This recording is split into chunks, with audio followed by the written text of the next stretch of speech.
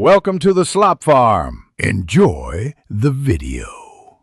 In this video, I will show how to make an inventory UI in Roblox. First, open Roblox Studio and navigate to Starter GUI. Insert a screen GUI, then add a frame inside it. This frame will serve as the main container for your inventory.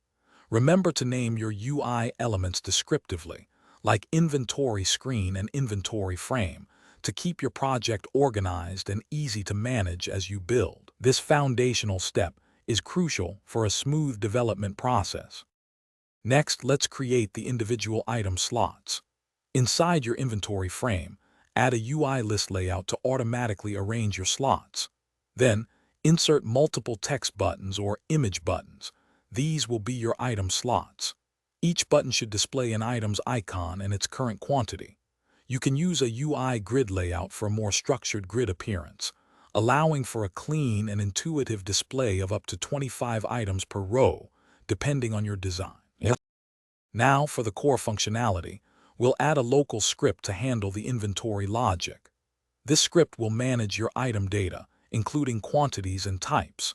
You'll need to implement functions for adding new items and removing existing ones. Crucially, ensure your script updates the UI dynamically whenever an item is added, removed, or its quantity changes. This keeps the player's inventory display accurate and responsive, providing real-time feedback. Finally, let's make your inventory interactive and visually appealing. Attach click events to your item slots so players can use or inspect items. Consider adding drag-and-drop functionality for a more engaging user experience, allowing players to easily rearrange items. Spend some time refining the UI's aesthetics with appropriate colors, fonts, and sizes.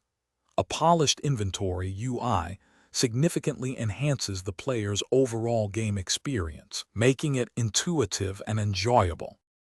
Thanks for watching. Consider subscribing if we helped you today.